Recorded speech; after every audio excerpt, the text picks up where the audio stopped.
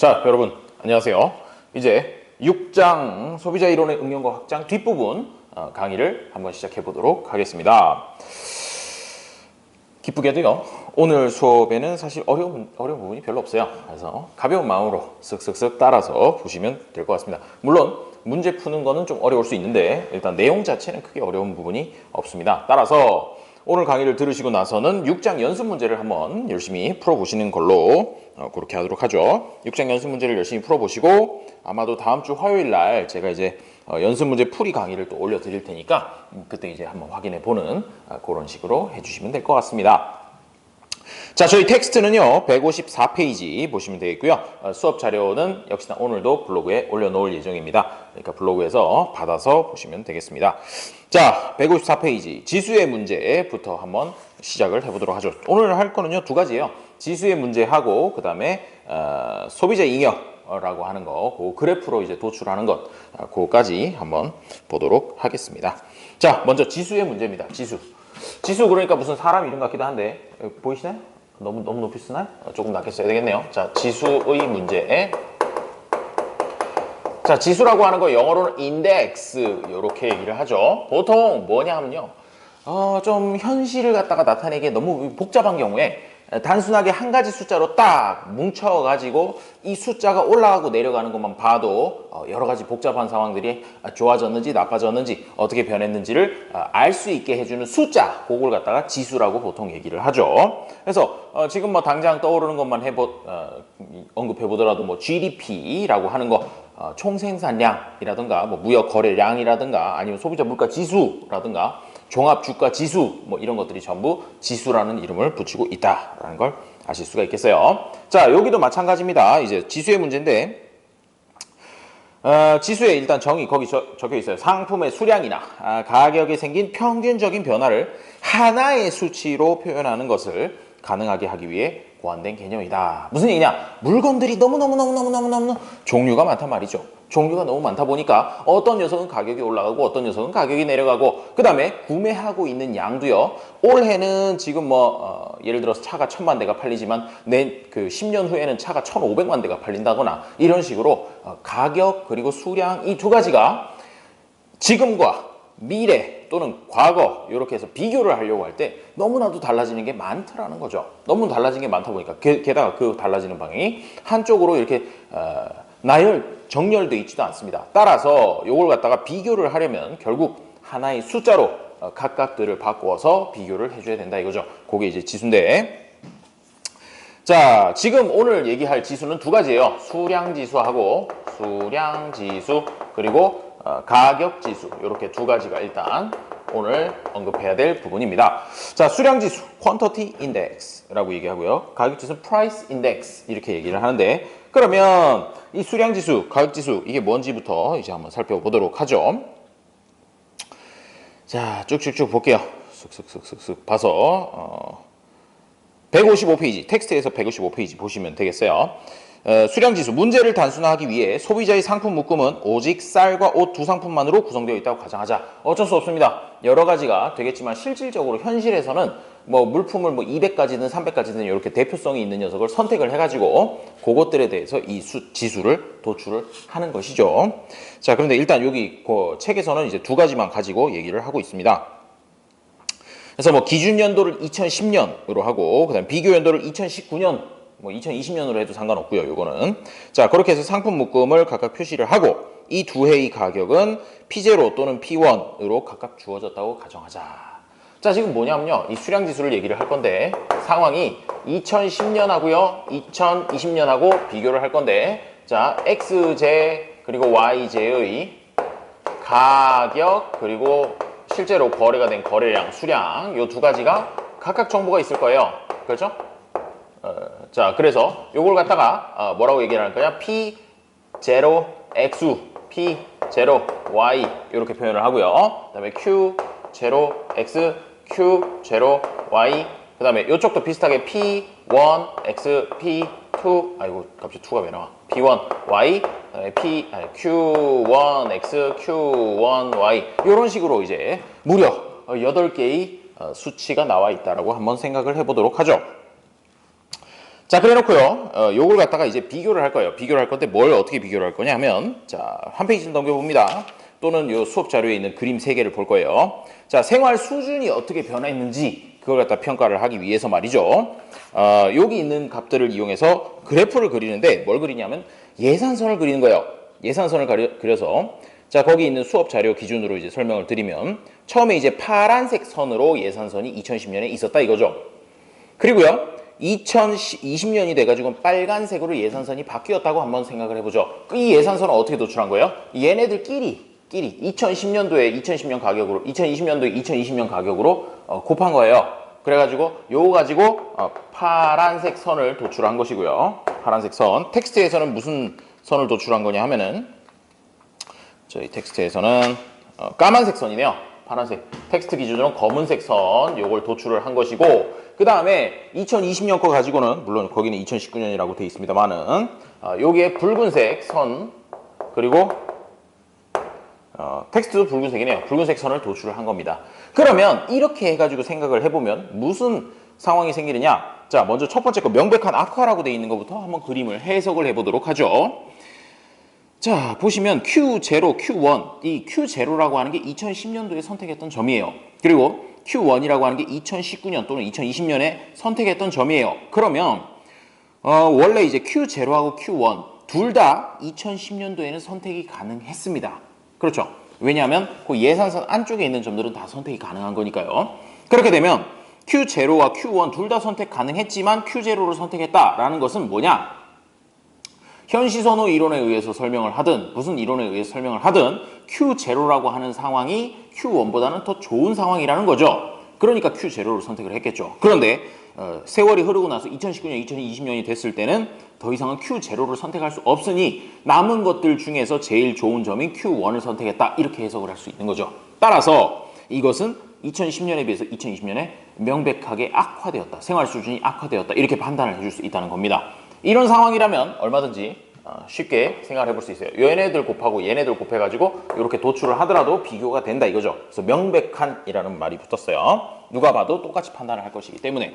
자, 다음 두 번째 그림을 보시면 명백한 개선이라고 되어 있는데 이 명백한 개선이라고 하는 거는 예산선은 사실 왼쪽 그림이랑 똑같은 겁니다. 자, 그러면 그 예산선에서 Q0, Q1을 보시면 Q0가 역시 옛날에 선택했던 점, Q1이 지금 선택하는 점이에요. 그럼 상황을 보시면 Q1을 선택을 했을 때 이때 Q0도 사실 선택할 수 있었거든요. 2020년에. 그렇지 않습니까? 그렇죠? 빨간색 예산선의 아래쪽에 Q0가 들어있기 때문에 Q0, Q1이 다 선택 가능했으나 Q1을 선택했다는 것 자체가 Q0보다는 Q1이 생활 수준이 개선되었다라고 생각을 해줄 수 있는 것이죠. 무슨 뜻인지 아시겠죠? 자, 이런 걸 보고 명백한 개선이라고 합니다. 이 두 가지 경우라면 명백한 악화 또는 명백한 개선이라면 사실은 지수를 따로 도입할 필요 없이 그냥 여기 있는 것들 곱하고 얘네 둘이 곱하고 얘네 둘이 곱해서 더해서 예산선 도출해서 비교를 해줄 수도 있다는 겁니다. 하지만 대부분의 경우는 어떤 식이 되느냐 하면요. 그 세 번째 나와 있는 그림인 불분명한 경우처럼 되는 것이죠. 자, Q0하고 Q1점의 위치를 보시면 Q0를 선택할 당시에 Q1을 선택할 수 없었어요. 그렇죠? 왜냐하면 그 파란색 예산선 안쪽에 있는 게 아니라 바깥쪽에 있는 점이기 때문에 누가? Q1이. 따라서 여기서는 Q0를 선택할 당시엔 Q1을 선택할 수 없었고 또 세월이 흐르고 나서 Q1을 선택할 때도 여전히 Q0라는 점을 선택을 할 수가 없는 상황이에요. 그렇기 때문에 Q0하고 Q1을 가지고 직접적으로 어떤 게 더 개선이 되었고 어떤 게 더 나빠졌고를 비교할 수 없다는 겁니다. 무슨 뜻인지 아시겠죠? 이겁니다. 이런 상황 때문에 우리가 수량지수, 가격지수 이걸 갖다가 만들어낼 수밖에 없다는 것이죠. 자, 그러면 이제 왜 필요한지는 말씀드렸어요. 어떤 경우 때문에? 그냥 그 해의 가격을 이용해가지고 예산선을 도출해서는 가끔가다가 아니라 굉장히 높은 빈도로 불분명한 경우가 나온다 이거죠. 그래서 이제 지수라는 걸 만듭니다. 자, 이제 본격적으로 지수를 얘기를 해볼 것인데, 자, 지수는 크게 두 가지 종류가 있어요. 여기다 노란색으로 한번 적어보도록 하죠. 이름이 그래도 귀에 좀 익으셔야 되니까. 자, 노란색 어디 겠냐? 그래요. 저희가 참 분필꽂이도 하나 없어가지고 이렇게 힘들게 하고 있네요. 자, 라스파이레스 지수, 라디오스타인가? 라스파이레스 지수, 그리고 파쉐 지수 이렇게 두 가지 종류가 있습니다. 자, 두 가지 종류. 요거는요, 수량 지수, 가격 지수 각각 라스파이레스, 파쉐가 각각 두 개씩 있습니다. 총 4개의 지수가 나오겠죠. 수량과 관련해서 라스파이레스 지수가 있고, 그다음에 수량과 관련해서 파쉐 지수가 있고, 라스파이레스 가격 지수가 있고, 파쉐 가격 지수가 있는 겁니다. 총 4개가 있어요. 자, 첫 번째 수량 지수 중에서 라스파이레스 지수, 이거부터 한번 생각을 해볼게요. 이건 뭐냐면요, 자, 라스파이레스 지수, 요 노란색 동그라미로 한번 표현을 해볼 것인데, 자, 수량 지수니까 수량은 요때하고 요때의 것을 그대로 이용을 합니다. 하지만 얘네들을 비교하기 위해서는 가격을 두 개를 각각 거를 쓰면 안 돼요. 각각 거를 쓰면 아까처럼 이렇게 불분명한 경우가 나오고요. 똑같이 무조건 비교를 할 수 있게 하려면 둘 중에 하나를 선택해야 됩니다.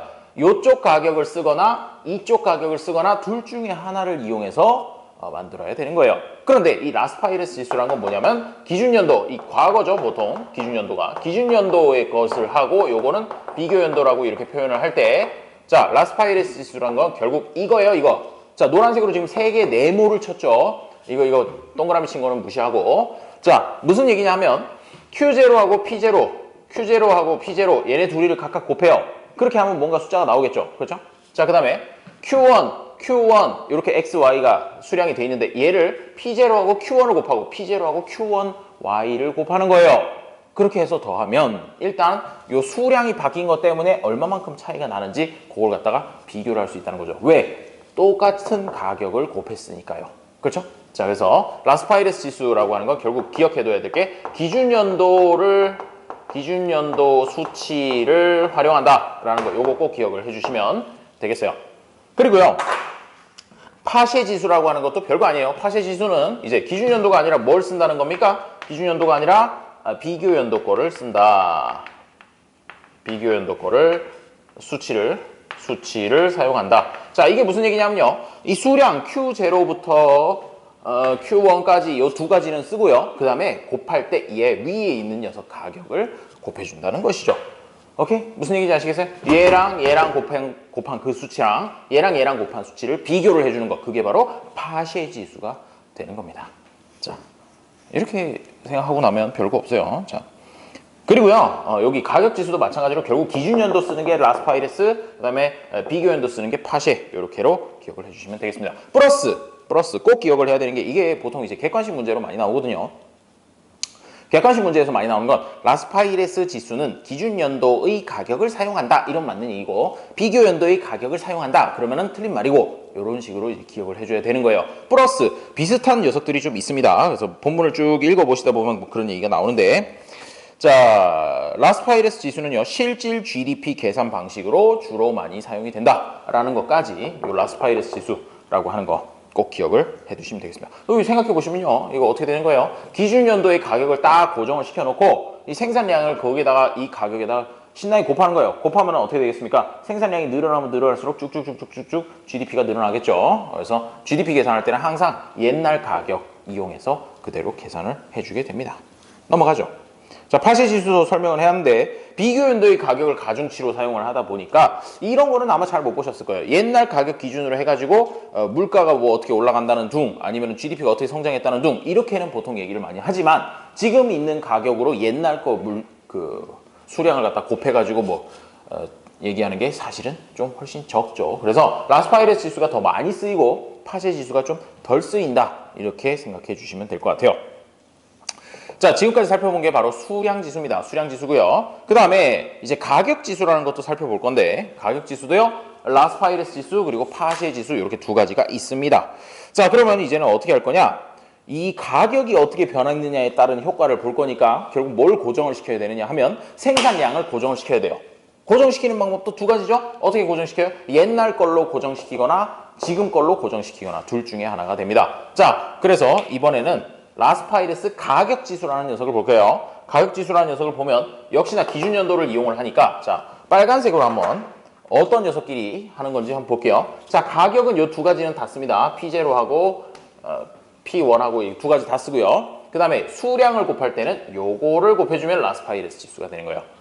얘랑 곱해서 각각을 비교해 주는 거, 그게 바로 라스파이레스 지수가 되는 것이죠. 그리고 파쉐 지수는요, 어떻게 되냐면, 이 색깔이 없어요. 자, 흰색으로 한번 가볼게요. 여기 있는 가격 그리고 여기 있는 가격 당연히 쓰는데 거기다가 곱해주는 수량을 이걸 쓰는 게 아니라 이쪽 비교 연도거의 수량을 사용한다. 이렇게 생각을 해주시면 되겠습니다. 쉽죠? 이것만 기억하세요. 라스파이레스 지수는 기준 연도거를 가중치로 사용하고 파쉐 지수는 비교 연도의 수치를 가중치로 사용한다. 이게 이제 핵심적인 부분이 되겠습니다. 자, 그리고요 또 이제 뭐에 사용을 하냐 하면 라스파이레스 가격 지수는요 주로 이제 소비자 물가 지수 CPI 될 때 이런 방식으로 도출을 합니다. 즉 상품 요 물량을 딱 정해 놓는 거예요. 예를 들어서 뭐 짜장면 100그릇, 100그릇이 넘나? 짜장면 10그릇, 그 다음에 기름 100리터 뭐 이런 식으로 해가지고 딱딱딱딱딱 정해놓고 그걸 갖다가 지금 가격, 나중 가격, 옛날 가격, 지금 가격 이렇게 반영을 해가면서 물가가 올랐니 내려갔니 이런 얘기를 할 때는 요 라스파이레스 가격 지수를 사용하는 것이죠. 그게 바로 거의 소비자 물가 지수하고 같은 얘기가 되고요. 다음에 파쉐 가격 지수라고 하는 거는 GDP 디플레이터라고 하는데 이 우리 저 경제학 원론에서 거시경제 할 때 언급했었죠. 자 그런 부분이 이런 식으로 계산한다고 보시면 될 것 같습니다. 그래서 관련성 있는 녀석 그거까지 좀 기억을 해두셔야 객관식 문제 풀 때 헷갈리지 않습니다. 하늘의 뜻에 맡기고 찍을 수는 없잖아요. 그렇죠? 자, 그렇게 해서 일단 수량지수, 가격지수 두 가지를 좀 살펴봤고요. 세 번째는 이제 생계비 지수라고 하는 게 있습니다. 생계비 지수라고 하는 거 거기 이제 정의도 적혀 있는데 일반적으로 소비자 물가 지수를 많이 활용하기는 해요. 기본적으로 물가가 올랐는지 안 올랐는지 이런 걸 볼 때. 근데 소비자 물가 지수를 쓰다 보면 생계비의 상승폭을 너무 과장해서 보여주는 가능성이 있습니다. 그거에 대해서는 조금 더 자세하게 뒤에 설명해 드리고요. 그래서 나온 것이 바로 생계비 지수라는 건데 생계에 꼭 필요한 비용의 변화 비율을 지수로 표현한 것이라고 이렇게 얘기를 하고 있죠. 소비자 물가 지수 상승폭이 일반적으로 요 생계비 지수를 도출했을 때보다 훨씬 더 크게 나타나게 됩니다. 왜 그런지 지금부터 이제 같이 살펴보도록 하죠. 자, 여기 수업 자료에는 그렇게 말로만 적혀 있어요. 말로만 적혀 있고, 자, 지금부터는 이제 좀 텍스트를 좀 보도록 하겠습니다. 우리 미시경제학 이중규 교수님 교재에서 160페이지, 161페이지 그쪽에 있는 내용들을 조금 살펴보도록 하겠어요. 자, 먼저 160페이지 텍스트 진짜 말 그대로 글씨부터 좀 볼게요. 자, 어디를 보시냐 하면요. 보자. 자, 두 번째 문단입니다. 두 번째 문단 보시면 물가가 전반적으로 상승하는 국면에서 상품마다 가격 상승폭이 각각 다르게 마련이다. 그렇죠. 어떤 거는 더 많이 오르고 어떤 거는 조금만 오르고 당연한 얘기예요. 컴퓨터 가격 옛날에 30년 전에도 200만 원이었어요. 지금 200만 원 아닌가요? 지금 오히려 더 싸진 것 같기도 한데. 자, 뭐 그런 식이죠. 가전제품류의 가격은 일반적으로 뚝뚝뚝 떨어지고요. 그 다음에 뭐 농산물이라든가 이런 것들은 가격 수준이 거의 일정하게 유지가 되는 그런 모양도 보이죠. 자, 합리적인 소비자라면 가격 상승폭이 상대적으로 큰 상품에 대한 지출을 줄이고, 즉 뭐냐, 옛날보다 너무 비싸졌다면, 다른 거에 비해서 비싸졌다면 아무래도 소비를 줄일 거란 말이에요. 당연하죠. 비싸졌는데 어떻게 더 많이 사겠어요. 그리고 또 상대적으로 좀 싸진 물건들은 더 많이 사게 될 거란 말이죠. 그렇죠? 그래야 주어진 소득으로 얻을 수 있는 효용 수준이 최대한으로 커지기 때문이다. 그러나 라스파이레스 가격지수, 아까 이 CPI 나오는 거 라스파이레스 가격지수는 치명적인 문제점이 있죠. 무슨 문제점이 있어요? 수량을 옛날이랑 지금이랑 똑같이 산다라고 가정을 해버리는 거예요. 그럼 언뜻 한번 생각해 보세요. 자, 먼저 이제 이해를 하자는 거예요. 자, 생각을 해보시면 분명히 이 두 가지 재화 중에서 하나 더 비싸진 녀석은 아무래도 나중 되면 조금 덜 살 거예요. 비싸졌으니까. 그리고 상대적으로 좀 싸진 녀석을 더 많이 사겠죠. 그러면 어떻게 되느냐? 실제로 사는데 필요한 돈은요. 여기 애초에 딱 정해져 있는 양만큼 사는 것보다는 적은 돈이 필요해요. 그렇죠. 가격이 어떤 물건이 엄청 많이 올라가면 라스파이레스 가격 지수에서는 그걸 그대로 산다라고 가정을 하기 때문에 엄청나게 수치가 쭉쭉 올라가는 거예요. 그렇죠. 옛날에 짜장면 10그릇 산다 그랬는데 지금도 짜장면 10그릇 산다고 이렇게 가정하고 있는 건데 지금은 갑자기 짜장면 가격이 10배로 올랐다. 그러면 사람들이 옛날보다 꼭 짜장면을 10그릇 사 먹어야 되는 거 아니란 말이죠. 세 그릇만 사 먹을 거란 말이죠.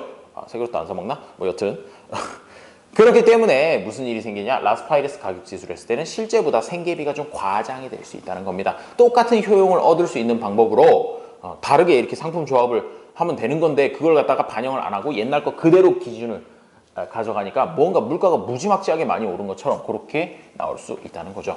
그게 이 상대적으로 가격 변동폭 자체가 크게 차이가 날 경우에는 아무래도 그 괴리감이 더 크게 느껴질 수 있다는 거예요. 자, 방금까지 설명드린 거 무슨 얘기인지 잘 모르시겠으면 2분 전으로 돌아가서 다시 한번 들어보시면 이해가 될 거예요. 이거 얼마나 좋아요. 동영상 강의니까 2분 전으로 딱 돌아가가지고 뭔 소리를 하는 거야? 라고 이렇게 들어보시면 되겠죠. 자, 어쩌다고요? 라스파이레스 가격 지수가 생계비 지수보다는 그 실제 물가 상승폭을 좀 과장해서 보여줄 수 있는 확률이 있다는 것이죠. 그러면 생계비 지수는 이제 대충 감이 오죠. 어떻게 하는 것 같아요? 그렇습니다. 동일한 효용을 얻을 수 있는 쪽으로 맞춰놓고 드는 비용을 계산을 하는 것이죠. 자, 계속 좀 더 볼게요. 다음과 같은 예를 통해 좀 더 구체적으로 이 사실에 대해 설명해 보기로 하자. 정부가 지급한 월 150만 원의 연금으로 단위당 가격이 10만 원인 쌀과 5만 원인 옷을 구입해 소비하는 어떤 소비자가 있다고 한다. 그가 직면하는 예산서는 그림 6-8에서 마이너스 2의 기울기를 갖는 선분 AB로 나타나 있다. 그래요. 최초의 예산선이 있었다는 얘기입니다. 그런데 거기서 이제 무차별 곡선이랑 맞춰 보니까 이 점, 즉 쌀은 5개, 옷은 20벌 사는 그런 점으로 효용이 극대화되다 보니까 그 점을 선택을 했다 이거예요. 그런데 두 상품의 가격에 변화가 생겼어요. 쌀 가격은 떨어지고 올라가는구나. 자, 쌀 가격은 올라가고 옷 가격은 떨어져요. 그러면 아니네. 자, 쌀 가격은 12만 원, 옷 가격은 18만 원으로 올라. 옷 가격이 상대적으로 더 큰 폭으로 오른 것이다. 그럼 옷이 상대적으로 더 비싸졌다는 얘기예요. 그럼 사람들은 소비를 어떻게 바꾸겠습니까? 옷을 조금 덜 사고 쌀을 조금 더 사서 효용 수준을 최대한 맞춰보려고 노력을 하겠죠. 그렇죠? 자, 그런 식으로 이제 갈 건데 가격이 이렇게 변화한 후 예산선의 기울기는 원래보다 더 완만해지겠죠. 예산선의 기울기는 어쩌고저쩌고 나오는데 가격이 전반적으로 오른 상황에서 그 소비자가 얼마의 소득을 갖고 있어야 예전과 똑같은 효용을 가질 수 있겠느냐. 지금 두 가지가 다 가격이 올랐기 때문에 예전과 똑같은 효용을 얻는다는 것은 불가능한 일이에요. 그렇죠? 불가능한 일이죠. 그렇기 때문에 소득을 조금 더 줘야 같은 효용 수준을 얻을 수 있다는 건 자명한 사실입니다. 따라서 그걸 갖다가 어떻게 해줄 것이냐면 무차별 곡선 I1이라는 녀석이 접하면서 마이너스 3분의 2의 기울기를 갖는 예산선이 의미하는 바의 소득 수준으로 구할 수 있다. 그림에서 푸른색으로 나타낸 CD라고 되어 있는 부분, 그게 이제 그 예산선인데 기울기는 마이너스 3분의 2의 값을 가지고요. 소비자는 F점을 선택을 하게 된다. 그때 효용이 똑같아질 거라는 것이죠. 자, 근데 F점은 쌀 18단위와 옷 6단위로 구성된 상품 묶음이고 그때 이제 바뀐 가격 하에서 필요한 예산이 324만 원으로 나오게 돼요. 옛날에는 150만 원만 있었으면 되는데 지금은 324만 원이 있어야 똑같은 효용 수준을 얻을 수 있다라는 얘기가 되는 것이죠.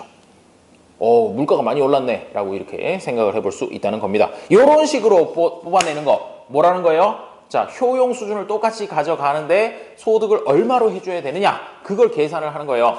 똑같은 점, 그 기울기, 가격, 바뀐 가격 비율대로 예산선을 맞춰가지고 원래의 무차별 곡선에 접하는 점을 찾는다 이거죠. 그리고 그 점에서 선택한 상품 묶음을 바뀐 가격으로 계산을 해보시면 그게 이제 최저 생계비, 필요한 생계비가 되는 거죠. 그렇게 해서 비교를 해보시면요. 옛날에는 150만 원이면 됐었는데 지금은 324만 원이 필요하다. 그러면 생계비 지수란 건 150분의 324 이렇게 해서 계산해 보시면 뭐 2.16 이렇게 나온다고 하네요. 물론 이걸 갖다가 100을 곱해서 216 이렇게 보통 얘기를 하긴 합니다. 그래서 생계비 지수는 어떻다? 옛날 비교하는 그 기준 시점에 비해서 지금 비교하는 시점이 116% 올랐다. 이렇게 얘기를 한다는 것이죠. 그런데 이걸 갖다 라스파이레스 지수 요걸로 계산을 해보면 말이죠. 그것도 JK 위에 그려져 있습니다. JK 위에 그려져 있으면 그거는 얼마가 되느냐? 얼마냐? 책에 나와 있는데 그래요. 420만 원이 되겠네요. 왜? 옛날이랑 똑같은 상품 묶음, 즉 쌀 5, 옷 20벌 이렇게 산다라고 계산을 하기 때문에 쌀 5개 사는데 60만 원, 옷 20벌 사는데 360만 원에서 총 420만 원이 필요하게 되는 거죠. 방금 똑같은 효용 수준인데 324만 원이면 된다고 했잖아요. 근데 라스파이레스 가격 지수로 계산해보면 420만 원으로 무려 가격이 2배도 넘게 올랐다라는 걸 알 수 있는 거죠. 280이라고 이렇게 지수가 나오게 될 것이고 그러면 180% 상승했다. 즉 과장해서 보여준다라는 얘기가 되는 것이죠.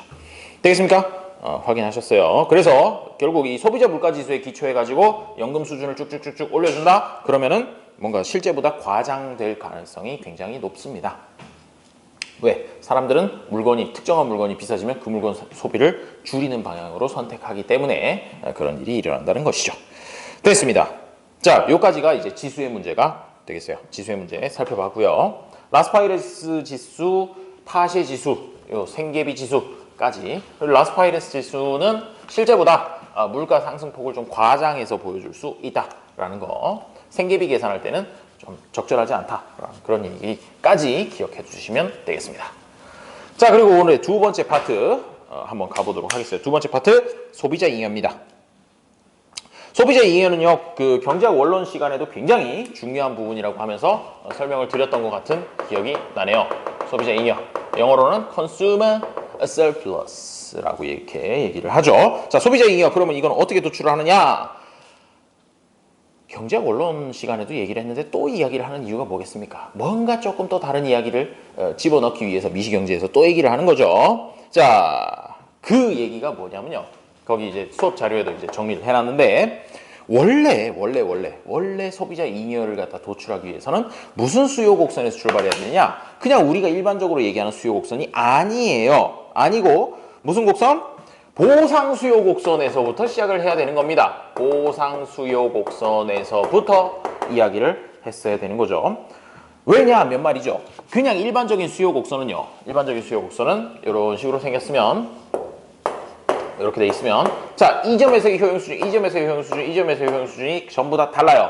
어떻게? 무차별 곡선이랑 만나는 점이 제일 효용 수준이 높은 거고 무차별 곡선이랑 두 점에서 만나면 그 점은 아무래도 효용 수준이 좀 낮은 그런 상황이라고 보시면 되겠죠. 자, 그런데 말이죠. 원래 보상 수요 곡선이 뭐였는지 기억이 나실란가 모르겠습니다. 지난 시간쯤에 했었던 것 같은데 보상 수요 곡선은요. 어떻게? 효용 수준을 계속해서 일정하게 만들어주면서 수요 곡선을 도출한 거거든요. 어떻게 해요? 소득 효과를 배제하면서 소득을 뭐 더해주거나 빼주거나 하면서 수요 곡선을 도출한 것이 보상 수요 곡선이었죠. 좀 복잡했어요. 그렇죠? 기억나시나요? 잘 안 나시면 제가 텍스트 몇 페이지에 있는지 정도는 말씀드리도록 하죠. 자, 보상 수요 곡선이라고 하는 거 124페이지부터 시작해가지고 그 부분에 127페이지까지, 128페이지까지 나와 있는 게 보상 수요 곡선이니까 그 부분 한 번 더 보시면 제가 왜 이런 얘기를 하는지 아실 수 있을 것 같아요. 그래서 보상 수요 곡선은 어쨌든 그 곡선 위에 모든 점이 효용 수준이 일정하기 때문에 특정 수량의 재화를 구매하기 위해 최대한으로 지불할 용의가 있는 금액을 도출해 볼 수가 있다는 거죠. 자, 보세요. 이렇게 해서 이게 보상 수요 곡선이라고 할게요. D 보상. 그리고요, XJ를 갖다가 이따만큼 그리고 여기 Q 이렇게 해놓으면 XJ를 10개를 산대요. 10개를 산다라고 하면 자, 여기에 10개? 10개가 아니고 자, 10개가 아니고 이쪽이 10개지. 자, 이렇게 해서 10개를 산다라고 할 때 XJ를 첫 번째 거, 두 번째 거, 세 번째 거, 네 번째 거, 다섯 번째, 여섯, 일곱, 여덟, 아홉, 열 이렇게까지 해가지고 기둥을 세울 수 있다는 얘기예요. 그 기둥을 세운 걸 갖다가 쭉 연결한 게 바로 보상 수요 곡선이니까 10개를 사는데 내가 지출할 용의가 있는 가장 최대의 금액이라고 하는 건 이 그래프 아래의 면적이 됩니다. 왜요? 지금 이게 수량이고 이게 가격이니까 얘네 둘을 곱한 것이 바로 금액이죠. 그렇죠? 내야 되는 돈이죠. 자, 그래서 지불할 용의가 있는 금액이 이 사다리꼴 모양으로 나오게 되고요. 하지만 실질적으로 파는 사람한테 돈을 내는 거는 이 사다리꼴만큼 다 내는 게 아니에요.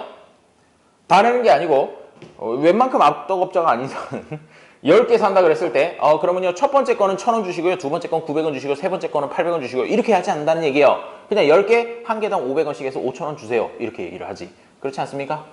그래서 결국 지불해야 되는 돈은 요 밑에 있는 사각형 부분만큼만 요만큼만 지불을 하면 돼요. 그러면 이 사다리꼴 넓이에서 이 사각형을 뺀 나머지 이 삼각형 부분이 뭐냐? 바로 소비자 잉여라는 것이죠. 소비자 잉여 도출하는 거에서 경제학 원론보다 하나 추가된 것은 원래대로라면 여기 사용하는 수요 곡선이 그냥 수요 곡선이 아니라 보상 수요 곡선을 써야 된다. 요거 하나가 추가가 되는 것이죠. 자, 되시겠습니까? 자, 요거는 경제학 원론 시간에 얘기 안 했던 건데 지금 말씀드린 거예요. 자, 그런데 쌤 이거 경제학 원론 시간에는 분명히 소비자 잉여할 때 이런 비슷한 모양이었는데요. 그때 뭐 특별히 뭐 보상 수요 곡선 어쩌고저쩌고 이런 얘기 안 했어요. 왜 안 했을까요? 현실적으로 보상 수요 곡선을 구한다, 그린다라고 하는 게 굉장히 어려운 일이에요. 현실적으로는 거의 도출하기는 게 불가능하죠. 논리적으로만 존재할 수 있는 부분이란 말이에요. 현실에서 사실은 쉽게 자료를 이용해 가지고 도출할 수 있는 건 일반적인 수요 곡선입니다. 그렇기 때문에 결국은 보상 수요 곡선을 써야 되긴 하지만 보통의 수요 곡선을 이용해서 주로 이 소비자 이견을 얘기를 하게 되고, 그리고 거기서 나온 결과 가지고 뭐 문제도 내고 뭐 여러 가지 하게 되는 겁니다. 자, 오른쪽 페이지에 써 있어요. 일반적으로 보통의 수요 곡선을 이용하여 소비자 이견을 도출하는 이유는, 첫 번째, 현실의 자료로 쉽게 도출할 수 있는 것은 보통의 수요 곡선인지 보상 수요 곡선을 도출하기가 너무너무 힘들다는 거예요. 첫 번째 이유고요. 두 번째는, 자, 보상 수요 곡선이랑 이제 일반 수요 곡선의 차이가 뭐냐면 소득 효과 때문이에요. 그렇죠? 보상 수요 곡선 어떻게 소득 효과를 제거하면서 도출한 거니까. 그러면 현실에서도 만약에 소득 효과가 나타나지 않는 물건이라면 좀 표현이 어려운데, 가격 탄력성이 어떻게 돼요? 소득의 가격 탄력성이 소득의 가격 탄력성이란 말 없어요. 자, 소득의 탄력성이 0일 때, 소득이 늘어나든 적게 줄어들든 수요량이 똑같다면 그때는 보통의 수요 곡선이랑 보상 수요 곡선이라는 게 같아져요. 근데 이런 경우는 많지는 않겠죠. 자, 두 번째 이유 있었고요. 세 번째, 사실 이 세 번째 이유가 제일 큰데, 실증 연구를 해봤대요. 이거 뭐 사람 이름도 나오던데. 자, 잠시만요. 사람 이름이 있었는데 잠깐만요. 여기 있다. 166페이지 윌릭이라는 양반이 실증 연구를 해봤다 이거요. 연구를 해봤더니 이 보상 수요 곡선을 사용하는 거랑 그 다음에 보통의 수요 곡선을 사용하는 거랑 오차가 발생하긴 발생하는데 그거에 대해서 크게 염려하지 않아도 좋다라는 것이 결론이래요. 그 이유인 즉슨, 이 경우 발생할 수 있는 오차의 범위를 계산해 보았는데 그것이 별로 크지 않아서 수요 곡선 그 자체를 추정하는 과정에서 생길 수 있는 오차보다도 더 작을 가능성이 있다. 따라서 굳이 보상 수요 곡선을 사용하지 않고 보통의 수요 곡선을 이용해도 목적 자체를 달성하는 데 큰 문제가 없다라는 것이 이 논문의 결론이라고 하네요. 그렇죠? 자, 1976년도에 나왔던 논문이라고 합니다. 그래서 보상 수요 곡선으로 도출한다라고 보통 기억하고 계시는 분이 잘 없어요. 잘 없고 그냥 일반적으로 수요 곡선에서 요 가격 부분 위쪽에 있는 삼각형 면적, 요게 소비자 잉여다라고 보통 그렇게 알고 계시게 되는 거죠. 그래도 원래는 보상 수요 곡선을 써야 논리적으로 맞는 거다. 요 정도는 알고 계시는 게 좋을 것 같습니다. 되겠죠? 자, 그럼 이제 본격적으로 그림을 그려서 소비자 잉여 어떤 식으로 생기는지 살펴보도록 하죠. 근데 벌써 그렸어요. 벌써 그렸으니까 이 그림을 조금 더 발전시켜 가면서 얘기를 진행해 보도록 하죠. 뻥이에요. 지울 거예요. 지우고 다시 그릴 거예요. 자, 이제 그림을 하나 정성 들여서 그려보도록 하겠습니다. 자, 사회적 잉여라고 하는 개념이 나오는데 보통 수요 곡선 이용하죠. 보통 수요 곡선 이용하고요. 그 다음에 세 번째, 지금부터 얘기할 건 사회적 잉여입니다. 사회적 잉여. 자, 사회적 잉여라고 얘기를 했으니까 여기 사회에는 뭐가 포함이 되느냐 하면요, 소비자 당연히 포함되고요. 근데 소비자만 포함되냐? 아니에요. 생산자도 사회의 일부분이죠. 그리고 또 정부도 사회의 일부분이에요. 그래서 크게 이 세 가지 파트를 가지고 이제 사회적 잉여를 분석을 해보도록 하겠습니다. 자, 사회적 잉여를 분석하기 위해서는 역시나 Q, P 이런 평면에다가 이제 그림을 그려볼 거예요. 그래서 일반적인 수요 곡선과 그다음에 공급 곡선을 한번 그려보고요. 찍 S, 자, 이렇게까지 돼 있습니다. 자, 그러면요, 소비자 잉여라고 하는 거, 여기가 일단 균형점이 되겠죠. 균형점이 되고 짠짠짠짠짠 Q 스타, 그다음에 짠짠짠짠짠 P 스타 이렇게까지 돼 있을 때, 자, 일단 어떻게 되는 거예요? 요 윗부분 삼각형의 면적이 소비자 잉여가 됩니다. 그렇죠? 자, 그리고 아래쪽 삼각형 부분이 뭐가 되느냐? 자, 파란색으로 이렇게 표시한 부분이 생산자 잉여가 되는 것이죠.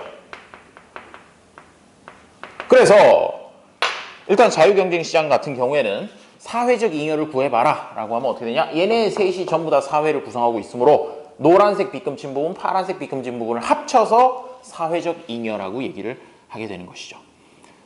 쌤, 이거 경제원론 때 했던데요. 그래요. 했어요. 맞아요. 했고요. 자, 그래서 이제 그 다음부터 요거를 가격 상한제 시행했을 때, 물품세 부과했을 때, 또 관세를 부과했을 때 요 세 가지에 대해서 한번 어떤 식으로 사회적 잉여가 바뀌게 되는지 그런 걸 갖다가 한번 살펴보도록 하겠습니다. 자, 요 그림에서 계속 갈 거예요. 첫 번째, 가격 상한제를 실시한다. 가격 상한제라는 게 뭡니까? 균형 가격보다 더 낮은 가격에다가 바를 하나 딱 씌워가지고 이 이상은 못 받네 라고 얘기를 해버리는 거죠. 그럼 초과 수요가 발생하죠. 실제 거래량은 어디서? 요따만큼에서 Q바 해가지고 실제 거래량이 줄어들어요. 그러면 여기서 어느 부분이 사라지느냐 하면 말이죠. 이쪽 앞에 부분, 이 삼각형 부분이 사라지고 실제로 거래가 일어나는 건 이렇게 해가지고 자, 이 부분 보시면 띡, 띡, 띡, 띡 이렇게 생긴 사다리꼴만큼만 잉여가 남게 돼요. 잉여가 남게 되고 그 중에서도 정확하게는 소비자 잉여는 어느 부분만 남느냐면요. 요 점보다 위에 있는 삼각형만큼만 남고요. 지금 제가 열심히 지우고 있는 부분 보이시죠? 이 부분만큼은 어디로 가게 되느냐? 위에는 소비자 잉여, 아래는 생산자 잉여. 되게 적어졌죠? 되게 적어졌고 그 다음에 여기 사각형으로 되어 있는 부분은 빨간색으로 빗금을 칠 건데 얘는 뭐가 되느냐면 조세 수입이 돼요. 정부로 들어가는 거죠. 물론 정부로 들어갔던 돈은 다시 뭐 이제 뭐 취약계층이라든가 이런 데를 위해서 쓰이게 될 거니까 사회적 구생에는 포함을 시킵니다. 빨간색 부분 요거 이제 조세가 아니고 뭐라 그래? 자, 가격 상한제를 실시했잖아요. 물품세 부과한 게 아니고. 나 왜 물품세 부과한 걸로 설명하고 있지? 자, 그렇게 해서 자 다시 물품세 부과하는 걸로 생각을 해버렸네. 자, 이 부분이 없어지는 게 아니고요. 말도 안 되는 헛소리를 했네요. 쏘리. 자, 그림을 계속 그려보면 이렇게 잘라가지고 이 아랫부분이 계속해서 전부 파란색이 되는 거죠. 자, 요만큼까지가 전부 생산자 잉여. 그 다음에 소비자 잉여는 이거 노란색으로 표시하고 있었네요. 자, 이따만큼이 소비자 잉여인 셈이죠. 자, 이렇게 되면서 자, 아까랑 비교하면 어디가 줄었냐면 이 앞부분 삼각형 부분만큼이 사회적 잉여가 줄어들었네. 이 정도까지 생각을 해보시면 되겠습니다. 이게 가격 상한제가 시행되었을 때죠. 사회적 잉여의 감소가 발생한다는 뜻이에요. 그렇죠? 자, 그 다음에 물품세 부과하는 거 그것도 하나 표현을 해보도록 하겠습니다. 물품세 부과 이 부분 지우고 다시 얘기를 해볼게요. 자, 물품세가 부과되면 여기도 지워야 되나? 자, 물품세가 부과되는데 일단 가정하기로는 생산자가 일단 내라고 이렇게 부과를 한다고 해보죠. 그러면요, 원래의 공급 곡선이 하나 있었고 그 다음에 원래의 수요 곡선이 있었어요. 근데 공급 곡선 자체가 위로 이동을 하게 되겠죠. 물품세 부과하는 만큼 이 차이가 이제 5만 원 부과한다고 하면 S 프라임 이렇게 될 거고. 자, 그러면 최초의 균형점은 E 여기였고요. 나중에 균형점은 이 부분으로 바뀌게 됩니다. 자, 그러면 당연히 처음에 소비자 잉여는 이따만큼 그리고 밑에 있는 부분은 생산자 잉여였을 거예요. 여기 있는 이 삼각형만큼이 사회적 잉여였다는 뜻이죠. 그런데 물품세가 부과되면 어떻게 되느냐? 잘 보세요. 자, 어쨌든 요 점에서 거래가 일어나요. 그래서 거래량이 줄어듭니다. 처음에 Q스타였고 이게 Q 프라임 이렇게 해서 거래량이 줄어들죠. 그리고 가격도 올라가요. 자, 가격이 올라갔으니까 결국 소비자 잉여라고 하는 부분은 요만큼밖에 안 남게 되는 겁니다. 이게 소비자 잉여예요. 소비자 잉여가 되고 그 다음에 여기 어디 갔어? 빠밤 빰빰빰. 자, 그 다음에 여기 요 부분 해가지고 아랫부분 아래 요만큼이 생산자 잉여가 되는 것이죠. 생산자 잉여가 되고. 아니 그러면 쌤 뭐 어떻게 된 거예요 이거? 왜? 이 부분이 뭐가 되는 거냐 하면 이 사각형이 바로 조세로 정부로 들어가는 부분이에요. 조세, 물품세죠? 물품세 정부로 가죠. 그렇기 때문에 지금 이 파란색, 빨간색, 노란색으로 돼 있는 부분까지는 전부 사회적 잉여에 포함이 됩니다. 포함이 되고요. 그러면 아까 전에 이 부분 있었는데 지금 없죠? 이게 뭐라는 거예요? 사회적 잉여의 손실 부분이 되는 겁니다. 사회적 잉여의 손실. 그래서 거기 그림에 보시면 뭐 알파, 베타, 감마, 시그마 이렇게 해가지고 4개로 나눠놓고 소비자 잉여가 감소된 건 알파 플러스 베타만큼 감소가 됐고 수업 자료에서 보시면 돼요. 텍스트에도 있고요. 생산자 잉여 감소분은 감마하고 시그마를 더한 것만큼 감소가 됐는데 사실은 조세로 알파 플러스 감마만큼 들어왔어요. 그렇기 때문에 토탈리 사회적 잉여가 줄어든 부분은 베타하고 시그마를 합해놓은 만큼 그 삼각형만큼이 사라지게 되는 것이죠. 이걸 보고 뭐라고 하냐면 초과 부담 또는 자중 손실 이렇게 표현을 해요. 그래서 이 재정학 부분을 보게 될 때 굉장히 중요하게 생각하는 부분이 이거죠. 조세를 부과하게 되면 주로 사회적 잉여가 감소하게 된다. 대부분의 경우는 사회적 잉여가 감소하고요. 뭐 비록 이론적인 부분이긴 하지만은 중립세를 부과했을 때는 사회적 잉여의 손실이 없다. 뭐 이런 얘기도 나중에 재정학을 공부할 때 보시게 될 겁니다. 제가 언젠가 재정학 강의를 찍을지도 모르는 일이죠. 재정학 강의, 원가 관리 회계 이런 것들 찍을 수도 있는데 모르겠어요. 그 전에 뭐 큰 부자가 된다면 안 찍을 수도 있고 그렇죠. 부자가 안 돼야지 찍는 거군요. 자, 마지막 이제 관세에 부과했을 경우 한번 살펴보도록 하고 마치도록 하겠어요. 자, 관세. 관세가 뭐죠? 수입하거나 수출하거나 할 때 이제 세금 부과하는 건데 주로 이제 수입할 때 세금 부과되는 게 관세가 되겠죠. 자, 그러면요, 요번에도 D하고 S하고 이렇게 표현되어 있어요. 요 S, 요거 D예요. 근데 이거 국내의 공급 수요 곡선이에요. 그렇기 때문에 얘를 가만히 내비두면 요 점에서 균형이 일어나겠죠. 그런데 말이에요. 외국 거의 공급 곡선이라고 하는 것도 하나 추가가 됩니다. 자, 외국에서 들어오는 녀석은요, 요 P라고 하는 P 스타보다는 당연히 낮은 것으로 들어와야 팔리겠죠. 높은 가격으로 들어온다? 그럼 아무도 안 사요. 그냥 국내 거 사고 치우면 되지. 그러니까 자, 원래 공급할 수 있는 가격 요게 P foreign 아니네. 여기 무슨 약자를 썼어요? W 왜 W를 썼을까? 자, 어쨌든 PW 요 가격으로 계속 공급할 수 있다 이거야.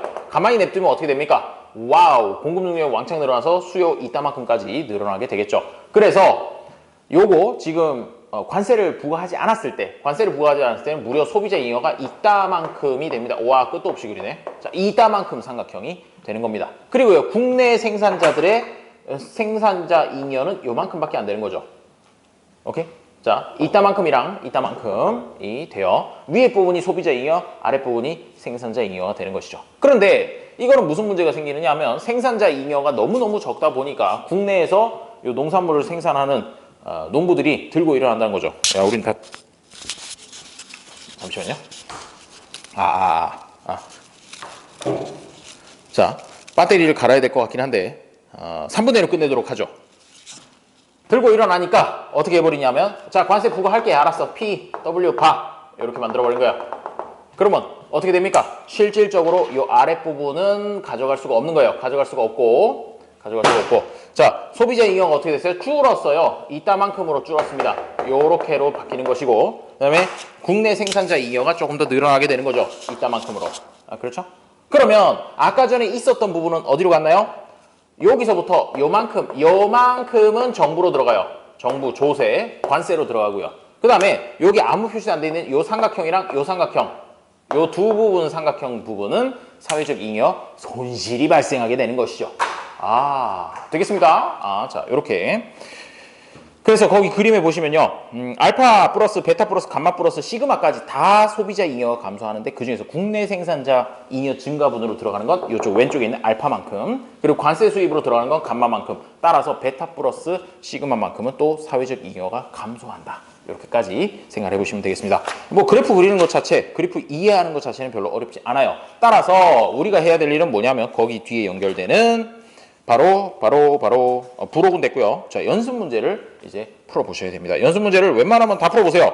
웬만하면 다 풀어보시고 저는 한 6, 7문제 정도 뽑아가지고 설명을 드리도록 하겠어요. 그리고 최근 들어가지고 질문 해주시는 분들 많은데요. 질문 많이 해주세요. 물론 제가 실시간으로 답변을 달지는 못하겠지만 가급적이면 그날 답변을 좀 해드리려고 하니까, 물론 뭐 이렇게 질문을 하시는데 빨리 알려줘. 왜 안 알려주고 그래? 뭐 이런 식으로 말씀하시면 좀 가슴 아파요. 제가 뭐 돈 받고 알려드리는 거 아니잖아요. 그러니까 좀 적절히 질문해 주시면 되겠습니다. 감사합니다. 여기까지 하도록 할게요. 다음 주에 뵙도록 하죠. 빠이.